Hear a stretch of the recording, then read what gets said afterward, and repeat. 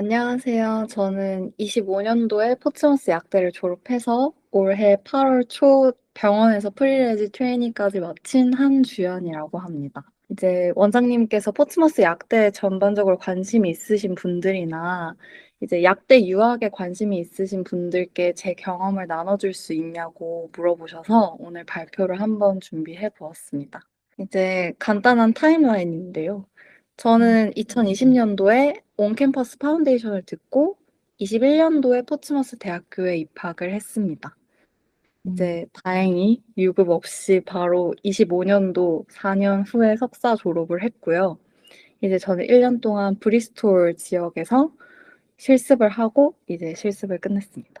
그러면 저의 이제 학위 전공을 소개를 해드리자면 제 전공은 엠팜, 즉 석사로 졸업을 한 거고요. 특별한 경우가 아닌 이상 영국에서 약사가 되려고 한다면 엠팜으로 취득을 하셔야 합니다. 그래서 과정은 4년 과정이고 이후에 1년 동안 파운데이션 트레이닝, 즉 실습을 합니다.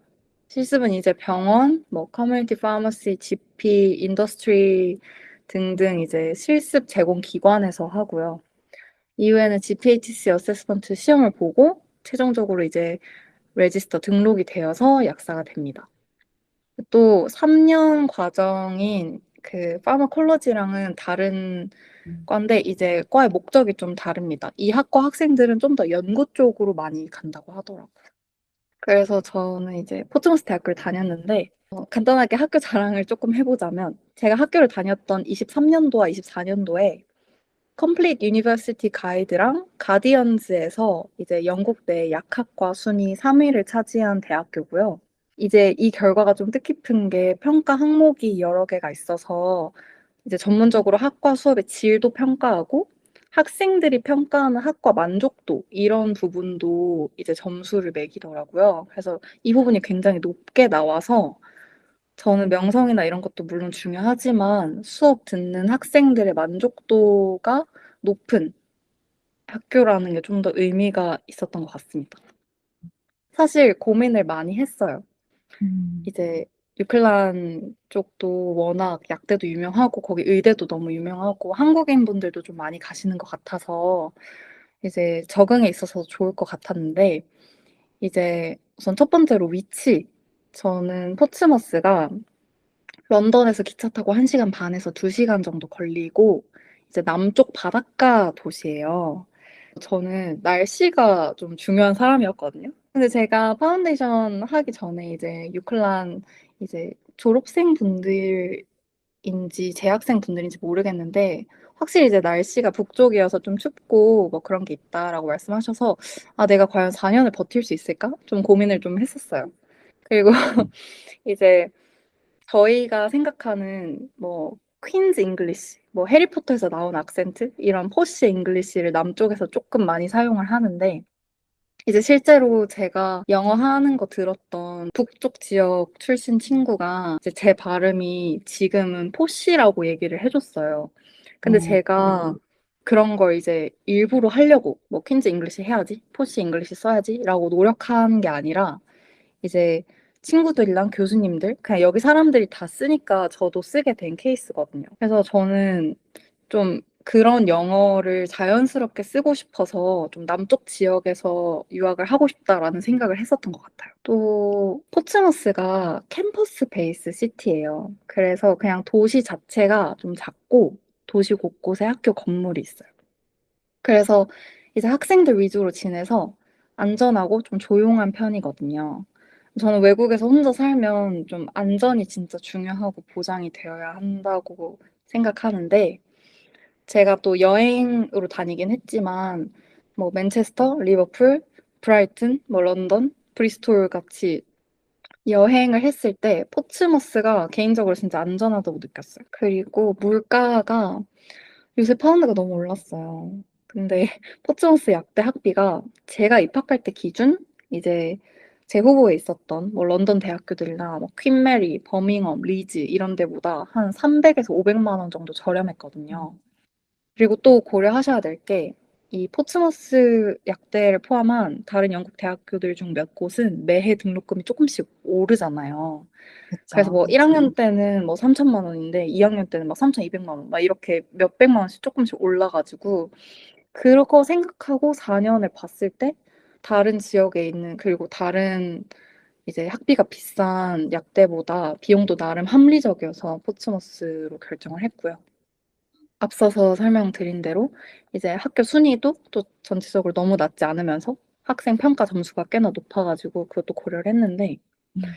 저는 이 인터뷰가 좀 결정적이었던 것 같아요. 이 포츠머스 대학교를 결정할 때. 제가 포츠머스 대학교 인터뷰가 그 학교들 인터뷰 중에 제일 먼저였거든요. 그래서 긴장도 엄청 많이 하고 막 질문도 잘 이해를 못하고 되게 떨었었어요. 근데 음. 교수님들이 이제 실제로 수업을 진행하시는 교수님들이시거든요.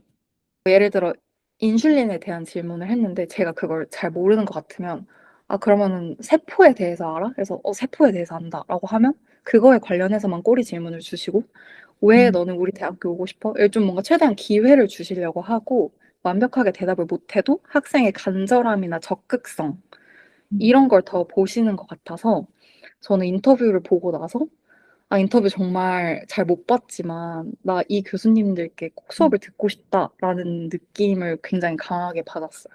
그래서 모든 이유들이 있었지만, 저는 인터뷰에서의 인상이 가장 기억에 남아서 포츠머스를 이제 선택하게 되었습니다. 그리고 학사 일정을 간단하게 소개를 해드리려고 했는데, 제가 학교 다닐 때랑 지금이 조금 바뀌었어요.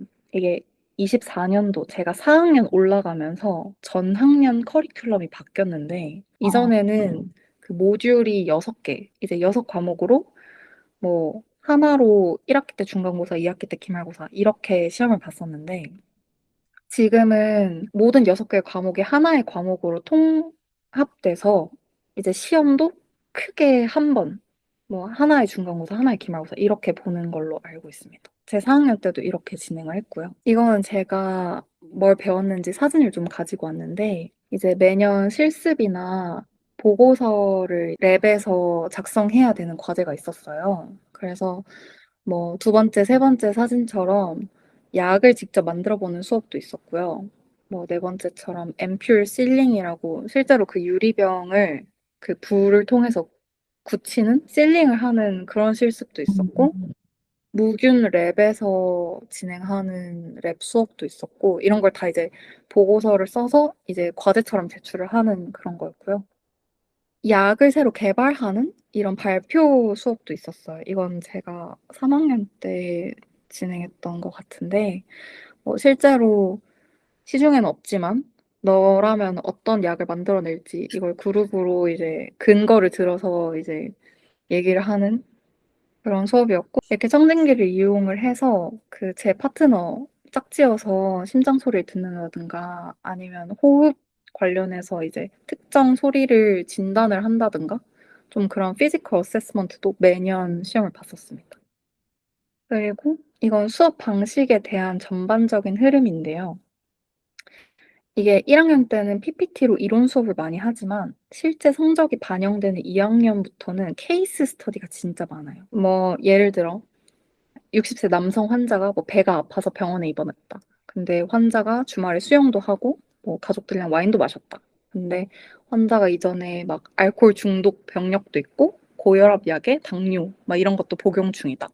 그러면 이 약들과 관련해서 인터랙션이 있는지, 너의 진단은 어떤지 이렇게 이게 질문이에요. 그러면 이제 학생들이랑 같이 아, 나는 환자가 이 약을 먹고 있어서 이게 문제라고 생각해. 아, 나는 환자가 이 증상을 보였으니까 뭐 이거를 의심해 봐야 된다고 생각해. 이런 식으로 이제 케이스를 가지고 그 학생들이랑 좀 토론을 하면서 수업이 대부분 이루어지고요. 여기서 되게 중요한 게 왜 그렇게 진단을 내렸는지, 왜 그렇게 생각하는지를 진짜 많이 물어봐서 여기서 이제 점수 같은 게 나오는 건데 왜냐하면 과제들도 다 케이스 스터디 같은 거거든요. 그래서 아 그냥 환자가 배가 아파해서 그냥 소화기관 관련된 뭐 약을 잘못 먹은 게 아닐까라는 생각을 했어. 이러면 안 되고 나는 이 약이랑 이 약이랑 문제가 있다고 생각해. 왜? BNF라고 이제 영국에서 쓰는 백과사전, 약 백과사전 같은 게 있는데 그걸 봤을 때 이거가 문제가 있대. 그리고 실제로 뭐 이런 부작용을 호소하는 환자가 있었대. 이런 식으로 근거를 꼭 이제 얘기를 해야 돼요. 그래서 그 근거를 어떻게 찾고 근거가 충분한지 그런 걸 이제 수업 시간에 많이 해주십니다.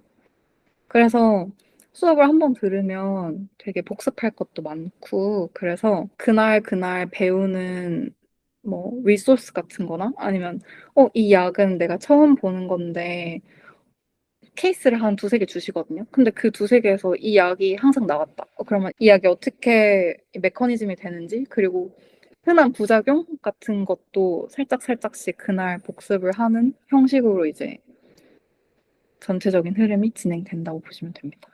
저는 이거 예시를 그래서 한번 가지고 왔는데요. 이거는 이제 디프레션 관련된 케이스 스터디였고, 뭐 18세 사만타라는 환자가 있는데 뭐 이러이러한 백그라운드를 가지고 있다라고 했을 때 질문이 이제 이렇게 나오는 거죠. 이 환자가 가지고 있는 그 우울함을 더 증폭시키는 뭐 리스크 팩터가 뭐가 있어? 이런 식으로 물어보거나 이걸 어떻게 진단해야 하는지 또 알려주시거든요. 그래서 이렇게 이런 흐름을 통해서 이렇게 진단을 해야 되고, 그러니까 약사로서 진단을 내릴 때 이런 걸 다 확인을 해야 돼라고 스텝별로 설명을 교수님이 해주시고, 그 다음에 이제 약에 대해서 또 설명을 해주십니다. 항우울제는 이렇게 두 종류가 크게 있는데 여기서 네가 고려해야 될 게 이거고, 교수님이 수업을 하시면서 이제 ADR, Adverse Drug Reaction이 되게 중요하다라고 말씀을 하셔서 시험에 나온다라고 하셔서 제가 이제 이걸 외우자라고 따로 표현을 해 놓은 거고요. 마지막 페이지 보시면 first line을 뭘 써야 되는지를 보시면 SSRI를 쓰라고 하는데 여기서도 그냥 쓰는 게 아니라 왜 그걸 쓰는지를 나이스 가이드라인에서 그렇게 소개를 했기 때문에 SSRI를 쓴다라고 이제 교수님도 이렇게 말씀을 해주시거든요. 그러면 이제 나중에 이 케이스가 시험에 나오거나 뭔가 과제에 나왔을 때 나는 first choice로 SSI를 썼어. 왜? 나이스 가이던스에서 그렇게 소개를 하고 있어. 이렇게 좀 근거를 이렇게 제공을 하는 이런 식으로 이제 공부를 하고 또 실제로 제가 나중에 실습을 하거나 진짜 약사가 됐을 때 이런 식으로 근거 제시를 충분히 할 수 있어야 된다라고 이제 학부 생활 때부터 교수님이 교육을 시키십니다. 이제 실습 경험인데요. 포츠머스 대학교에서도 중간중간에 실습을 나가요. 대학교 1학년 때부터 4학년 때까지 뭐 2주 아니면 4주 이렇게 나갔었는데 신입생 분들은 어떻게 되실지 모르지만 저는 4학년 마지막 때는 2주 해서 총 4주 동안 실습을 했었던 것 같은데 이때에 뭐 커뮤니티에서 할 수도 있고 허스피털에서 할 수도 있는데 저는 허스피털에서의 경험이 좋았어서 최대한 허스피털로 하고 싶었는데 이게 병원은 뽑는 인원이 적기 때문에 대부분 스플릿으로 진행하는 경우가 많더라고요. 그래서 저는 브리스톨에 있는 대학 병원에서 스플릿으로 이제 커뮤니티랑 대학 병원 같이 하는 걸로 해서 운 좋게도 두 가지 이제 케이스를 다 일해 볼 수 있었는데 병원에서는 주로 입원하는 환자의 투약 이력을 확인하고 환자가 새롭게 처방받아야 하는 약이랑 기존에 먹던 약이랑 뭐 인터랙션이 있는지 이 환자의 알러지 반응을 체크한다던가 예를 들어 환자가 항생제가 필요한 것 같아서 이제 투여를 했을 때 이 환자의 피 검사 지표를 보면서 이게 실제로 세균 감염인지 아니면 항생제가 안 먹고 있으니까 다른 약을 써야 되는 건지 이런 식으로 좀 진단을 내리는 일을 많이 하고요, 약사가. 커뮤니티 파머시에서는 제가 진단을 내리고 처방을 하는 건 몇 개 없어요. 파머시 퍼스트라고 7가지 컨디션에 대해서는 약사가 처방을 하고 진단을 할 수 있는데 그것도 굉장히 가이드라인이 좀 네로우한 편이고 대부분은 환자가 이미 처방전을 가지고 오거나 GP나 병원에서 약국으로 처방전을 쏴주면 저희는 그거에 맞춰서 그냥 조제하는 방식의 일을 더 많이 합니다.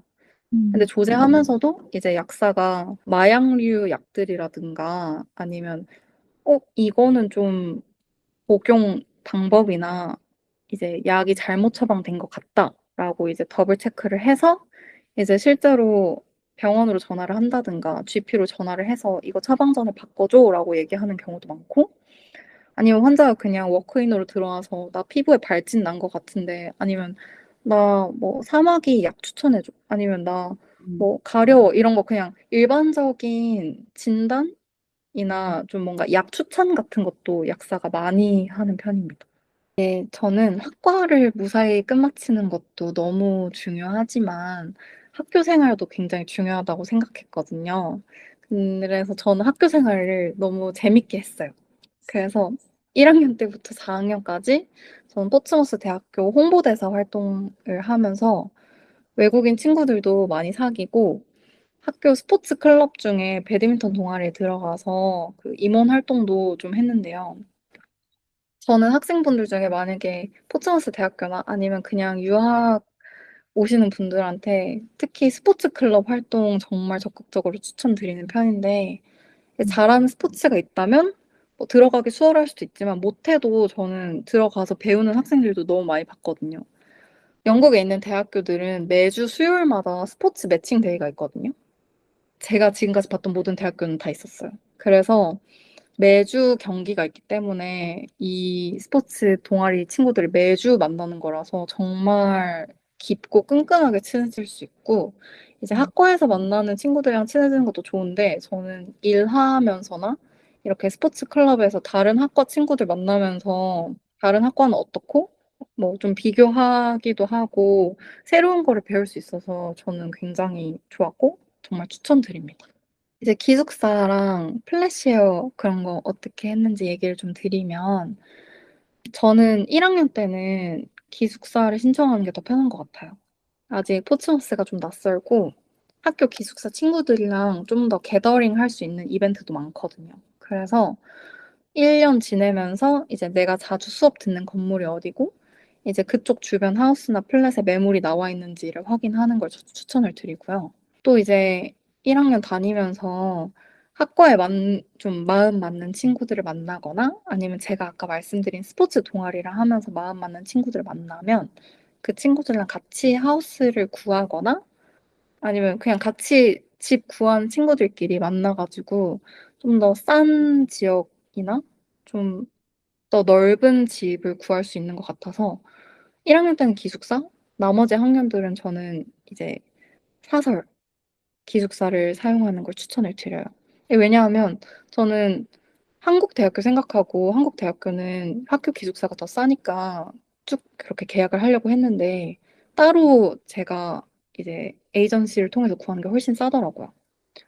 그래서 제가 다녔을 때 기준으로 학교 기숙사는 한 달에 한 1,000파운드 정도 했었는데 음, 제가 플래시웨어 하면서 친구들이랑 하우스 구하고 이렇게 하니까 빌 포함해서 한 500 조금 안 냈거든요. 근데 지금은 또 물가가 올랐으니까 잘 모르겠지만 그래서 한 500에서 600 진짜 좋은 데면 한 700파운드대의 방을 구하는 애들도 있었고 제가 지금 브리스톨에 있으면서 브리스톨 대학교 다니는 학생들이나 아니면 여기서 일하는 사람들한테 물어봤는데 여기는 학생 기숙사도 1,000파운드가 넘고 그냥 혼자 하우스를 구해도 한 900파운드 정도 하더라고요. 그래서 저는 음, 포츠머스 이 플랫 물가는 좀 괜찮다고 생각합니다. 이거는 이제 음식 물가인데요. 이제 영국이 뭐 또 식사를 걱정하시는 분들이 좀 계시더라고요, 주변에. 영국 먹을 거 없고 별로 음식 맛 없다. 이런 식으로 얘기를 많이 해서. 근데 에시안 슈퍼마켓이 되게 잘 되어 있어서 그런 뭐 햇반, 쌈장, 고추장, 된장, 뭐 고춧가루, 뭐 참기름 이런 거는 다 구할 수 있어서 요리를 해서 드신다고 하면 저는 뭐 충분히 먹을 음식도 많다고 생각하고 또 장바구니 물가가 한국과 비슷하거나 좀 더 싸다고 생각해요. 특히 고기가 싸서 이게 1파운드당 2,000원으로 계산을 하면 삼겹살 500g에 8,000원 정도? 그 조금 안 되고 소고기나 양고기도 한국보다는 훨씬 싸게 구할 수 있어서 닭고기는 훨씬 더 싸고요. 그래서 요리를 해서 드신다고 하면은 훨씬 더 아낄 수 있을 것 같고 만약에 한식이 아니라 양식 같은 거 잘 해 드신다 그러면 더 아낄 수 있는 게 파스타 면이나 소스 같은 거는 1파운드도 안 하는 것도 되게 많거든요. 그래서 파스타 많이 해 먹고 뭐 그냥 마트 피자나 빵 같은 것도 퀄리티가 되게 좋아서 간단하게 오븐 돌려 먹으면 바로 먹기 좋아요. 영국에는 무조건 기숙사마다 오븐이 있기 때문에 충분히 방법은 다양한 것 같습니다. 음, 네. 그럼 한국 학생들도 가서 적응하기에는 아주 좋은 것 같은데요. 이거는 이제 추가적인 팁 같은 건데, 이제 친구들을 어떻게 사귀지? 적응 같은 거 잘 할 수 있을지 걱정하시는 분들한테는 저는 너무 걱정하지 말라고 말씀을 드리고 싶고, 당당한 모습으로 다가가면 저는 충분히 친구는 사귈 수 있다고 생각해요. 이게 영어를 못해도 주눅들지 말고 뭔가 내가 얘기하고자 하는 걸 얘기하는 게 생각보다 진짜 중요하고 처음에는 저도 원래 한국에는 좀 겸손해야 된다라고 생각하고 뭔가 살짝 자기를 깎아내리는 식으로 되게 아, 나 그런 거 잘 못해 막 이런 것도 많이 했었는데 영국에서는 그렇게 하면 되게 자신감 없어 보이고 별로 친구로서 매력적이지 않게 생각을 하더라고요. 그래서 저는 당당하게 뭐 문법 틀리고 말 잘 못해도 되게 그냥 밀고 나가면 어, 뭔가 다들 되게 좋게 봐주고 무리에 들어가는 것도 크게 힘들지 않았어요. 그리고 저는 그냥 개인적으로 무조건 웃는 거 추천드리는데 밝은 모습을 보여주니까 친구들이 저를 좀 궁금해하고 또 요새는 포츠머스 대학교에는 케이팝 소사이어티도 있거든요. 그래서 좀 코리안 문화 같은 것도 관심 있는 애들이 꽤나 있어서 뭐 한국에서 왔다 그러면은 무조건 호감 포인트를 음, 얻는 게 있어서 너무 어려워하지 않으셔도 될 것 같아요. 아시겠지만 뭔가 한국에서 친구 사귈 때랑 비슷해요. 좀 나랑 안 맞는 사람도 있고 맞는 사람도 있는 것처럼 영국에서도 여러 사람이랑 얘기하고 취미 공유하면서 좀 얘랑 결이 맞는 것 같다라고 하는 친구가 무조건 생기기 때문에 뭐 적응하고 이런 거는 한국인들이랑만 꼭 다니지 않으셔도 충분히 방법이 많다고 생각합니다. 음, 그리고 마지막으로 저는 유학을 공부만 하고 학위만 따는 시간이 아니라 여러 경험을 해보는 시간이라고 생각했으면 좋겠어요. 뭔가 약대 공부가 공부량도 많고 수업 따라가기도 가끔 벅찰 수 있는데 꾸준히 조금씩 하면 하루 두세 시간만 공부해도 사실 충분할 때도 많거든요. 그래서 맞아요. 저는 여행도 많이 다니고 또 영국에서 할 수 있는 것들을 많이 하려고 노력을 했던 것 같아요. 그래서 영국은 특히 또 기차나 비행기 표가 주변 국가로 갈 때 되게 싸가지고 이제 방학이나 리딩 위크 때는 저는 짧게라도 여행을 꼭 갔었던 것 같고요. 영국에서 살면서 이제 한국이랑 다르게 혼자서 해야 될 것도 많고 이제 좀 스스로의 자유도가 올라간 것 같은 느낌을 많이 받아서 성격도 정말 많이 바뀌고 좀 세상을 바라보는 시선도 많이 바뀐 것 같아서 이거 보시는 분들도 단순히 약대 학위를 위해 유학을 준비하시지 말고 좀 인생의 터닝 포인트가 될 수 있다라고 생각하면서 이제 전체적으로 마인드나 그런 걸 준비를 하셨으면 좋겠습니다. 학생분이 준비해 주신 내용 잘 들었고요. 자, 이제 들으면서 궁금한 것들이 좀 있어서 질문을 드릴게요. 그 네. 이제 시험은 교수님께서 좀 아까 여러 번 말씀하신 거 이렇게 좀 중요한 부분이 있다 말씀을 주셨는데 혹시 뭐 기출 문제가 있다거나 아니면 뭐 음. 선배들한테 내려오는 족보가 있다거나 시험 볼 때 준비할 수 있는 참고할 수 있는 것들이 좀 있나요? 네. 기출 문제를 줘요. 그래서 저희는 목 exam이라고 하는데 살짝 우리나라로 치면 시험 실제로 보기 전에 모의고사 같은 걸 주거든요. 음, 그거 위주로 좀, 시험이 어떻게 나오겠다라는 것도 볼 수 있고, 저는 좀 윗학년에 한국인 선배가 있었어서, 족보는 아닌데 살짝 퀴즐렛으로 그 선배들이 만든 그냥 간단한 플래시카드 같은 퀴즈 링크 같은 거 좀 받긴 했거든요. 그래서 그런 걸로 공부하고 그랬던 것 같아요.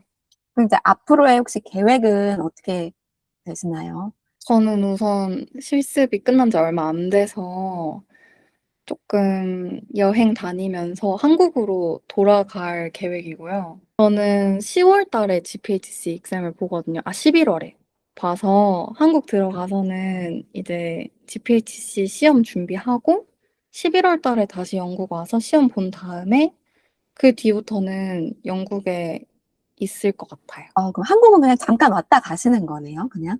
이제 네, 맞아요. 다시 한국 와서 약사 시험 보고 한국에서 약사를 할 계획은 아니고 영국에서 이제 약사로 활동을 할 계획이신 거네요. 그래도 저는 한국에서 약사 자격증을 따긴 할 것 같아요. 네, 다만 그 시기를 지금 좀 보고 있는데, 음, 영국에서 약사로 조금 일을 하다가 천천히 시험을 준비를 할지 아니면 바로 딸지는 한 내년 초쯤 결정할 것 같아요. 알겠습니다. 저희가 또 영국 약대나 포츠머스 약대에 대해서 궁금한 점이 있으시다면 저희 사람사랑 유학원으로 연락 주시면 좋을 것 같고요. 이제 주연 학생분의 앞으로 또 훌륭한 약사가 되는 여정을 저희가 함께 응원하도록 하겠습니다. 네, 오늘 준비한 세미나 내용은 여기서 마치도록 하겠습니다. 감사합니다.